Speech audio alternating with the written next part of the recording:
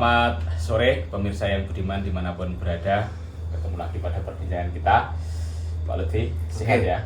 Alhamdulillah. Alhamdulillah. Berbincang-bincang kembali Pak Lutfi. Kemarin kita sudah membincang tentang hubungan antara religion and science. Atau bahasa sederhananya hubungan antara agama dan ilmu pengetahuan. Ya. Kalau tidak salah kesimpulan di perbincangan kemarin, seolah-olah hubungan antara agama dan ilmu pengetahuan itu terjadi hubungan yang berbeda atau paradigmanya paradigma konflik begitu. Ya. Mestinya ini kan tidak terjadi konflik begitu ya, tidak hubungan yang konflik. Ya. Mengapa saya mengatakan demikian? Mestinya antara agama dan sains itu berjalan beriringan. Karena agama sumber pengetahuan, sains juga bagian dari pengetahuan. Tetapi kok kemarin sepintas paradigmanya konflik begitu. Pertanyaannya adalah saya akan mengulik lebih detail mengapa antara agama dan sains itu terjadi konflik. Bukankah agama misalnya mengantarkan orang untuk pada ajaran keselamatan? Ya. Nah, apakah kemudian mestinya kan ini selaras Pak Lutfi antara agama dan sains? Gimana kok malah terjadi seolah-olah terjadi konflik? Ya. Itu yang pertama Pak Lutfi. Mungkin bisa dijawab terlebih dahulu. Oke. Mengapa agama dan sains itu relasinya dalam taraf tertentu konflik? Untuk menjawab ini saya akan menggunakan satu istilah sosiologi. Oke. Istilah itu namanya denominasi. Oke. Denominasi begitu. Anda juga jangan salah paham juga ketika saya menggunakan istilah denominasi itu. Denominasi itu banyak digunakan dalam berbagai macam disiplin. Oke. Dalam disiplin ekonomi, denominasi itu mata uang. Oke. Pecahan-pecahan mata uang itu denominasi. Dalam bidang agama itu juga ada istilah denominasi. Di antara pengguna istilah tersebut adalah Max Weber. Oke. Nah, apa itu denominasi dalam bidang agama? Denominasi itu adalah merujuk pada kelompok atau aliran ya. Dalam agama tertentu yang memiliki ajaran, praktek, dan keyakinan yang berbeda-beda. Nah itu, misalnya ada Islam, ada Katolik, ya, ada Hindu, ada Buddha, itu kan ajarannya berbeda-beda. Ya. Nanti di dalam Islam ada lagi itu, misalnya Sunni, Syiah, Khawarij, Islam Kejawen, gitu, Khawarij juga, Mu'tazilah. Nah itu namanya denominasi. Jadi denominasi itu di mana agama ini mulai ada fragmen-fragmen, pecahan-pecahan, atau biasa disebut dengan sekte-sekte. Oh ya. Nah, kan begitu, sekte-sekte. Nah nanti di dalam sekte itu, misalnya Islam ya, muncul lagi sekte Ahlussunnah. Di dalam Ahlussunnah muncul adalah sekte-sekte lagi. Iya. Misalnya kelompok tarekat, ada Syatori, ada Naksabandi, ada Sadzili. Itu kan sekte-sekte itu, begitu. Nah, inilah yang disebut dengan denominasi. Nah, yang kita perlu cermati di dalam denominasi ini itu adalah adanya satu figur yang menjadi pemimpin utamanya dari suatu sektor. Misalnya tarekat itu ada satu figur utama yang dikenal dengan mursyid ya. Ada lagi misalnya dalam agama atau aliran agama tertentu itu misalnya syekh gitu, atau kiai ya.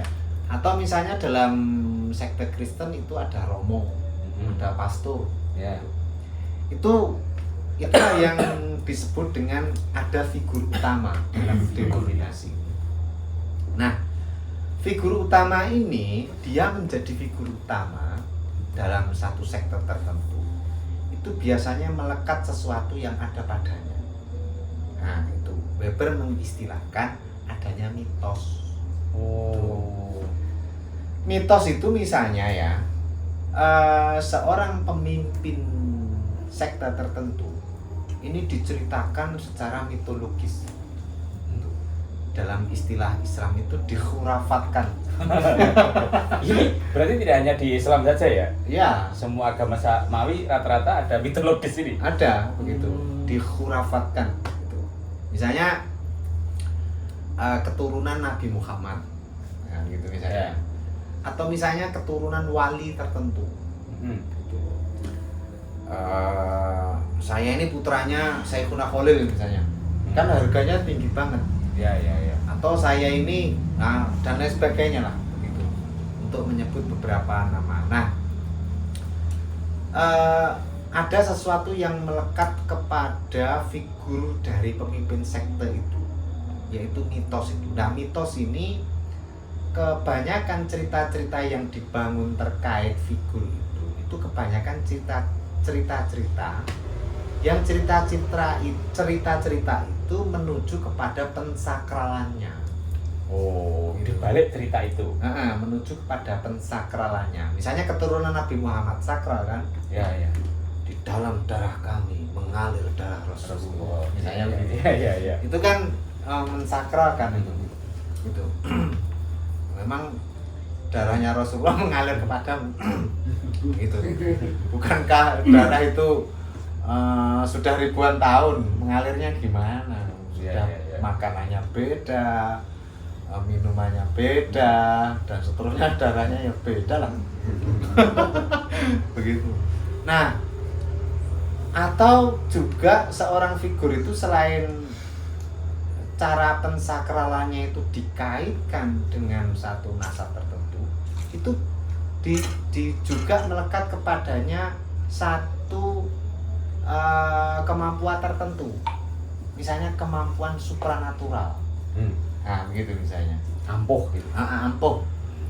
Cara ada orang Jawa misalnya menyebutnya jaduk. Nah gitu ya. Jaduk itu dia seolah mempunyai kemampuan supranatural tertentu. Kadik dayanya tinggi, dia melampaui semua manusia yang ada di sekelilingnya. Oleh karena itu dia layak menjadi pemimpin sekte.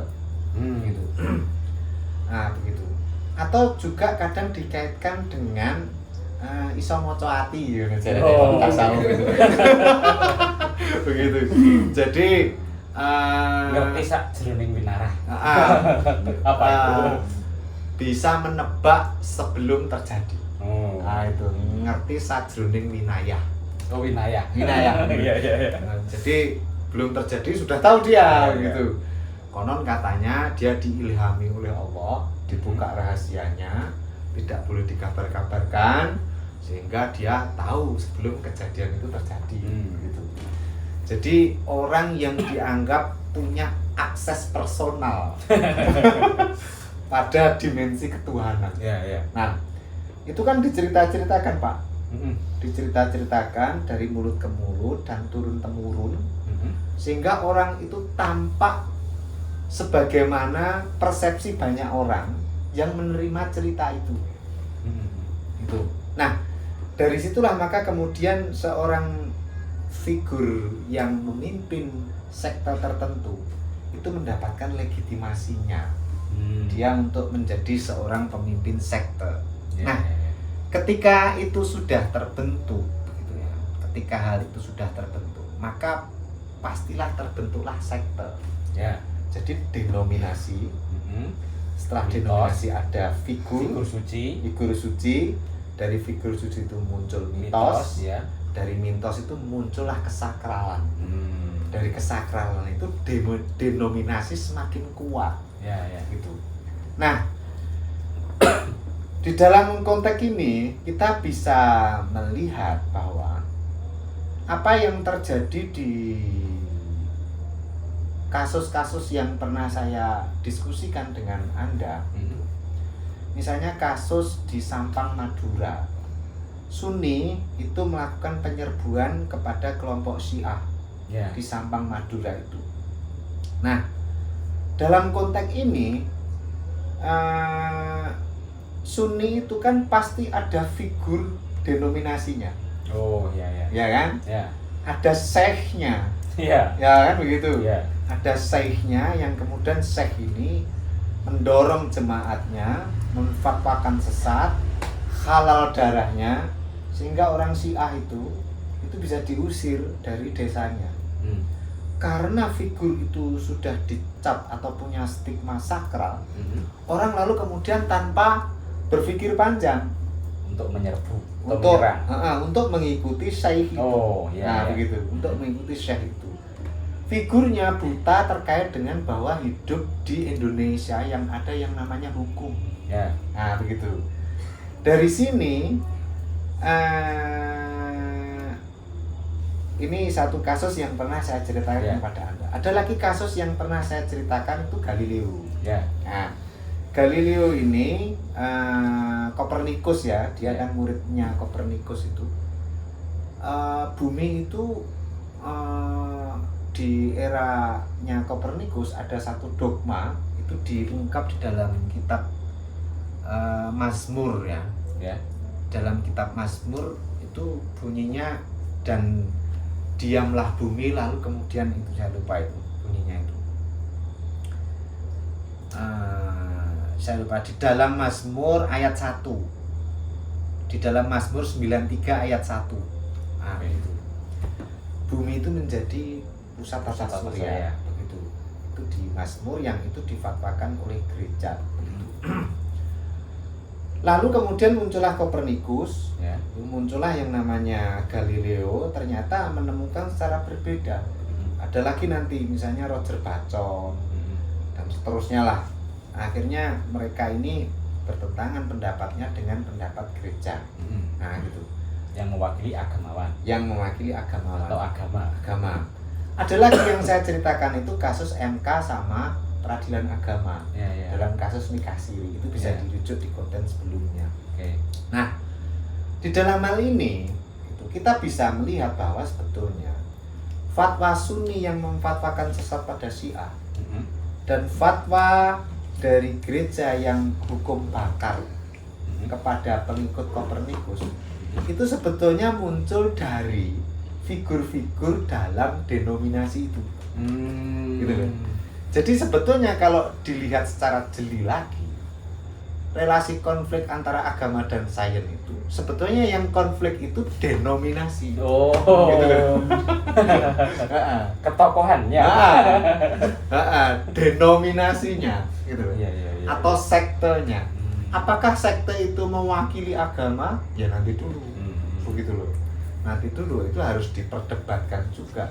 Karena mewakili satu agama rasul itu juga tidak dengan serta-merta semudah itu. Gitu loh. Perlu koreksi, validasi, lalu kemudian diskusi yang panjang untuk bisa disebut sebagai mewakili agama tertentu begitu. Maka dalam kasus ini, mengapa agama dan sains itu terlibat konflik? Kalau kita telusuri itu karena adanya denominasi. Nah, jadi faktor denominasi itulah salah satu faktor yang menjadikan agama dan sains itu terlibat konflik. Gitu. Selalu ya Pak Lutfi, yang komentar pertama apabila ada sains gitu, ini figur suci atau pimpinan tertentu yang merespon terhadap suatu temuan itu. Ya, memang begitu. Karena figur suci ini kan figur, kalau saya menyebutnya dalam istilah Nurkolis Majid itu disebut dengan elit strategis. Elit strategis itu, elit strategis itu pemicu kecenderungan. Gitu. Jadi kalau sang figur itu berkecenderungan begitu, maka ekornya kan ikut. Respon bawah ngikuti respon atas lah. Nah, dari sini kita bisa menjawab mengapa agama dan sains itu terlibat konflik. Jawabannya adalah karena adanya denominasi. Berarti ini tidak mestinya konflik, melainkan apa ya, kayak konflik itu seolah-olah diciptakan begitu. Ya, Anda ingat nggak kata-kata Descartes itu? Descartes itu kan membagi manusia menjadi 3. Oh ya yang itu. Ya kan? Itu manusia yang pertama dia punya otoritas. Itu maksudnya pemimpin denominasi. Oh itu ya. Dia tidak terpanggil untuk memperbaiki diri. Nah, orang kan disakralkan ini kan menikmati, Pak. Dijunjung tinggi sama orang kan menikmati. Akhirnya lalai, tidak terpanggil sedikit pun untuk belajar dan tidak memperbaiki diri. Lalu kemudian zaman terus berkembang. Yeah. Maka kemudian ketika orang seperti ini berfatwa, ya bahayanya seperti yang terjadi di kasus Sampang, seperti Galileo Galilei dan seterusnya. Itu loh. Itulah makanya kemudian hati-hati dengan manusia figur pertama. Iya. René Descartes. Iya. Karena sumber denominasi itu. Oke. Dan ini bisa merusak relasi antara agama dan sains. Nah, gitu. Nah, sekarang denominasi itu kan banyak. Ya. Gitu kan. Di Islam ya. Itu. Ada tarekat, gitu. Ada pesantren. Pesantren kan denominasi juga. Ada kiai di situ kan? Ya. Ada syekh. Ya. Ada orang yang disakralkan. Bahkan di pesantren itu biasanya sering ada makam, gitu kan? Sering ada makam. Jadi ada masjid, ada makam, begitu. Lalu kemudian ada pondokan. Ya. Nah, makam ini biasanya ada gelar-gelar kewalian. Ada narasi mitologis lah. Narasi mitologis. Nah, wali mbah ini dulu bla bla bla bla bla bla bla bla. Sakral. Nah, saya keturunannya dia, maka saya layak untuk menjadi penerusnya. Sehingga dia menjadi elit strategis tadi. Menjadi pemicu kecenderungan itu. Iya. Menjadi figur mitologis itu. Maka langgenglah denominasinya. Gitu. Hampir semua ya berarti sekte-sekte atau aliran-aliran tertentu itu mengalami proses denominasi itu. Iya, kayak Ahlus Sunnah misalnya. Denominasinya kepada siapa? Denominasinya kepada Abu Hasan Al-Asy'ari. Syiah misalnya, denominasinya kepada siapa? Kepada Ali bin Abi Thalib. Lalu kemudian Mu'tazilah, denominasinya kepada siapa? Kepada Wasil bin Atha. Begitu. Atau kalau begitu jangan-jangan temuan sains ini ya, setelah ada denominasi yang sedemikian rupa, ketemu sains tertentu, apa ya?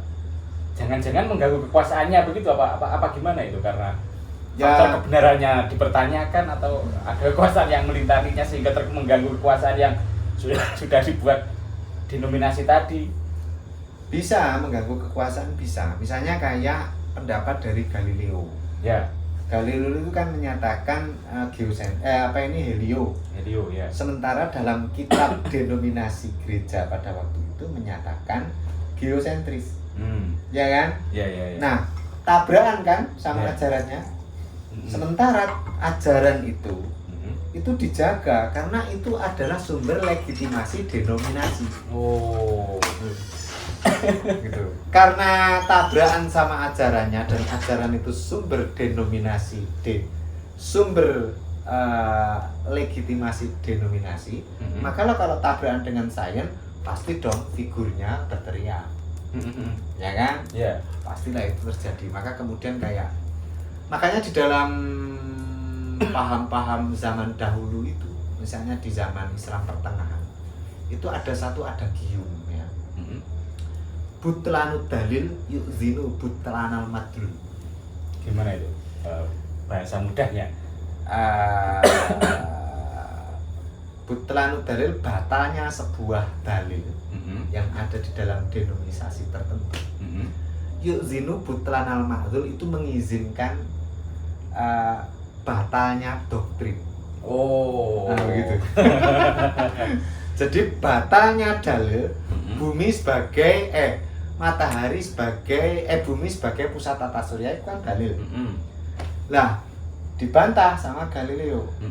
Maka kemudian hancurlah yang namanya doktrin butlanal madlul. Ya. Nah, makanya orang itu sama doktrin itu dibela, Pak. Karena itu legitimasi denominasi. Untuk Gitu. melanggengkan ini ya, supaya ininya tetap lestari dan kemudian orang yang sudah terlanjur mempercayainya tidak ini ya. Tidak lepas. Tidak lepas. Gitu loh. Kalau lepas ini butranal madrul. Gitu loh. Hancurlah doktrinnya, hancur pula denominasinya, hancur pula kekuasaan figur utamanya. Akhirnya dari situ seolah-olah antara agama dan ilmu pengetahuan itu bertolak belakang atau konflik. Oleh karena itu, mengapa konflik? Karena adanya denominasi. Oke, begitu ya pemirsa. Ternyata ada faktor suatu proses yang disebut dengan denominasi. Ada cara keluarnya Pak ini? Untuk dari ini, cara menghindarinya supaya tidak paradigmanya tidak paradigma konflik begitu. Bagaimana keluar dari jebakan denominasi? Nah, itu kan begitu kan denominasi itu kita bahas pertemuan ini atau lain kesempatan itu nanti. Tentu lain kesempatan Pak Bowo, karena keluar dari jebakan denominasi ini perlu pembahasan yang cukup agak panjang ya. Sementara kita sudah memakan waktu beberapa menit. Nanti kalau saya ulas kan kepanjangan. Oke. Itu kalau kepanjangan nanti kan viewernya capek kan gitu. Makanya kemudian itu kita ulas dalam konteks yang berbeda. Namun perlu diingat bahwa para rasul gitu ya. Para rasul misalnya kayak Nabi Musa, Nabi Isa, Nabi Muhammad. Itu sebetulnya kehadiran Muhammad di muka bumi itu tidak menciptakan denominasi. Tidak menciptakan denominasi. Kendati seorang pemimpin. Begitu. Ana basarun mislukum. Saya manusia sepertimu. Kan begitu. Bukan gue ini, kan begitu ya? Gitu. Ana basarun mislukum. Saya adalah manusia seperti kamu, yang apabila saya tidak punya uang saya harus bekerja. Yang apabila saya lapar saya harus makan. Dan apabila saya melanggar makanan tertentu pasti juga saya sakit.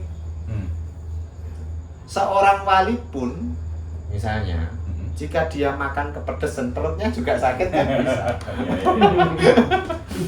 Artinya dia tidak terhindar dari hukum-hukum alam seperti itu. Ana basarun mislukum. Nah, Nabi Muhammad apa yang berarti narasi basarun lakal basari itu udah denominasi tadi? Iya, begitu. Itu untuk ini. Kalau Nabi Muhammad basarun mislukum, aku ini sama sepertimu. Gitu. Oke, lanjut. Tidak ada sesuatu yang istilahnya extraordinary yang melampaui manusia pada umumnya. Gitu loh. Lah, di negara Madinah yang didirikan Nabi Muhammad itu juga merangkul 3 agama. Agama Isa, Nasrani juga ada, agama Yahudi, agamanya Musa juga ada, dan ketiganya ini dipersilahkan untuk melaksanakan keyakinannya masing-masing. Wa inna bani Jusam ala ribu'atihim yata'aqalu nama akilahumul ula dan seterusnya gitu. Berdasarkan keyakinannya masing-masing gitu. Jadi dalam konteks ini merangkul semua pihak. Tidak ada denominasi Kristen, Buddha atau ini, dan semuanya dirangkul. Innalladzina amanu walladzina hadu wan nasara wasabiin. Man amana billahi wal yaumil akhir ila akhirih. Itu semuanya jika mereka kompet gitu ya, berkompetisi terhadap kebaikan, maka mereka mempunyai hak yang sama untuk mendapatkan tempat yang mulia. Nah, beda dengan denominasi, Pak. Orang yang baik kalau tidak di dalam denominasinya, itu maka kan tidak dilihat atau dipandang sebelah mata. Begitu. Nah, inilah makanya kemudian sebetulnya itu juga bagian dari strategi keluar dari jebakan denominasi. Apa itu? Kembali ke agama-agama awal. Nah, kembali ke Isa, Musa, dan Muhammad. Ketiga nabi ini ini sebetulnya punya semangat yang sama pula. Musa melawan Fir'aun, idhab ila fir'auna innahu tagha. Ya. Pergilah ke Fir'aun karena dia tirani. Oke, gitu. Jadi alasan memusuhi Fir'aun itu tirani itu. Idhab ila fir'auna innahu tagha. Gitu. Musuh dari Isa itu juga Kaisar Pontus kalau nggak salah. Itu juga tirani. Musuh Muhammad itu innal insana layatgha. Ya, ya. Sama kan? Maka musuh kenabian itu tirani. Oke, bahasakan dengan jelas Pak Lutfi, tirani itu. Tirani itu kesewenangan dalam menjalankan kekuasaan. Kesewenang-wenangan dalam menjalankan kekuasaan. Itu tirani. Maka musuh kenabian itu. Jadi tirani tidak itu. Tirani tidak menciptakan denominasi, Pak. Tapi menciptakan kesetaraan. Oke. Apapun agama Anda. Jadi kebebasan benar-benar ini ya motori sedemikian rupa apa bahasanya Pak Lutfi? Yang menjadi semangat kenabian. Jadi kebebasan humanistik, lalu kemudian justice and freedom, itu adalah semangat kenabian. Nah, di denominasi itu kan, ini semangatnya semangat ritualis, belief, lalu kemudian eksklusif. Nah, kan begitu. Ya. Untuk denominasinya. Beda kan dengan nama Nabi. Maka kemudian figur-figur yang ada di dalam denominasi itu sebetulnya patut untuk merenungi diri. Gitu. Agar dia tidak terjebak kepada jebakan denominasi yang itu ada mimpi suci dan penyelamatan diri. Jangan-jangan bullshit itu. Begitu lagi. Begitu. Berarti denominasi dengan menggunakan atas nama agama ini apa ya? Ibaratnya orang kalau melegitimasi atas nama agama supaya kuat denominasinya begitu ya. Iya, begitu. Makanya be careful gitu loh. Orang-orang dan figur-figur tertentu yang hendak melakukan denominasi. Kelihatan mau ada sekte ini, Anda harus, apalagi kelihatan mau menjadi mazhab, Anda harus hati-hati. Bisa menciptakan denominasi baru. Iya, denominasi baru, ada figur suci baru, banyak nanti begitu. Nah, ini di agama ini ya. Tapi juga jangan lupa, sains itu juga punya denominasi. Loh, sains juga ada denominasi. Iya, begitu.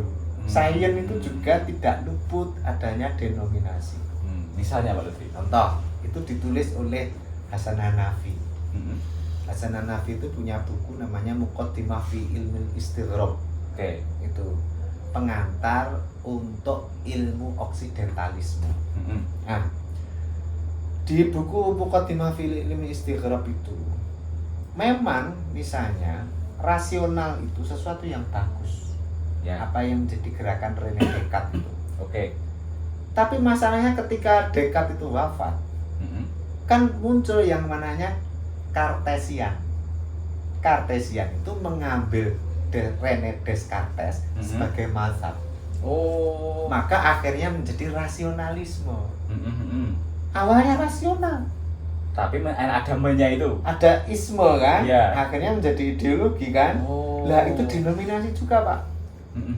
Lah rasionalisme karena menjadi denominasi, Ya. itu orang lalu kemudian memutrakan rasional. Ini juga problem juga. Lah, nanti di sisi yang lain itu misalnya si siapa ini Habermas itu. Ya. Sapere Aude itu loh. Sapere Aude itu kan gerakan-gerakan untuk menciptakan diri yang bebas. Sapere Aude itu. Akhirnya jadi mazhab juga kan? Ya. Namanya mazhab Frankfurt. Begitu. Nah, ada lagi itu misalnya kayak Auguste Comte. Auguste Comte ini seorang positivis. Seorang saintis. Ya. Nah, dari rintisan Auguste Comte ini akhirnya jadi mazhab juga kan, yang disebut dengan lingkaran Wina. Ya. Lingkaran Wina itu satu mazhab positivisme di mana di dalamnya ada Karl Popper, ada Karl Jasper. Nah, mereka kan akhirnya menjadi denominasi lagi baru. Ya. Gitu. Jadi makanya kemudian hal-hal seperti ini yang kemudian tidak hanya terjadi pada agama. Kant misalnya, Immanuel Kant. Immanuel Kant itu juga akhirnya menjadi mazhab loh. Namanya mazhab Kantian. Ya. Itu kalau di dalam bukunya Muqaddimah fil Ilmi Istighraq itu. Nah, makanya agar tidak menjadi satu mazhab, ya, ilmu itu harus terus-menerus mengalami kritik and rekonstruksi. Makanya menjadi agamawan atau menjadi saintis atau menjadi pesantrenis itu jangan anti kritik. Gitu loh. Supaya Karena tidak menjadi denominasi. nanti denominasi gitu loh. Iya. Kalau denominasi Anda merasa seolah-olah figur suci, dicek tenan betul terkait dengan agama yang Anda bawa itu apakah mewakili agama kenabian. Kan belum dicek ini, belum didiskusikan. Gitu loh. Jangan-jangan tidak, maka akhirnya klaim suci itu klaim kosong. Nah kalau klaim kosong kadang menciptakan kesesatan manusia yang banyak gimana? Gitu. Kan bahaya juga. Iya. Makanya jangan anti kritik. Diskusi ilmu aja, begitu loh. Untuk memperdebatkan, bahkan ilmu itu sebetulnya tidak ada yang stabil. Oke. Nggak ada yang stabil itu apa? Misalnya ya tafsir. Ya. Tafsir itu kan selalu mengalami model-model tafsir baru. Gitu loh. Ya. Ada dulu yang namanya tafsir Jalalain. Ya. Muncul lagi tafsir Marawi yang kontemporer itu.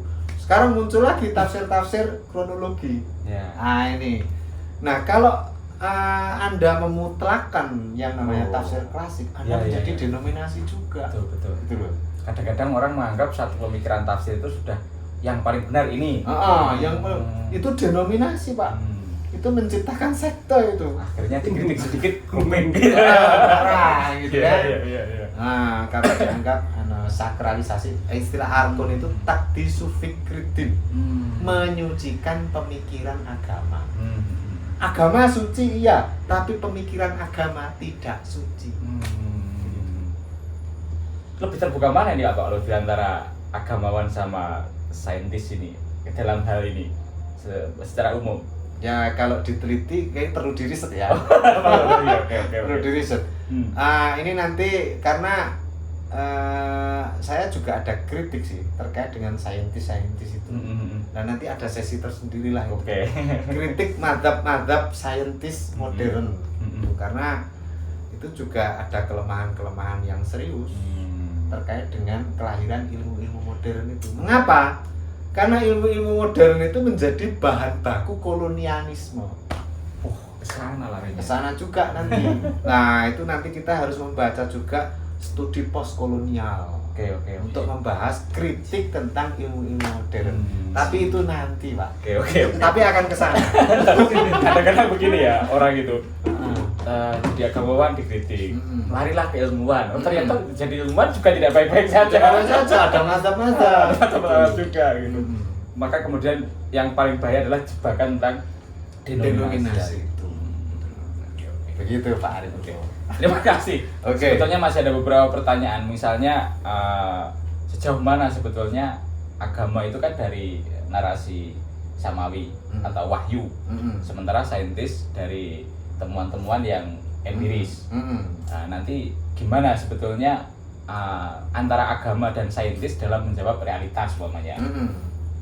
Apakah kemudian bertolak belakang atau tidak misalnya? Kalau kita kemudian mencoba ini ya memahami agama dan sains itu tidak konflik. Tapi saya kira itu nanti sesi tersendiri. Atau saya spill. Oke, spill berarti. Saya spill begini.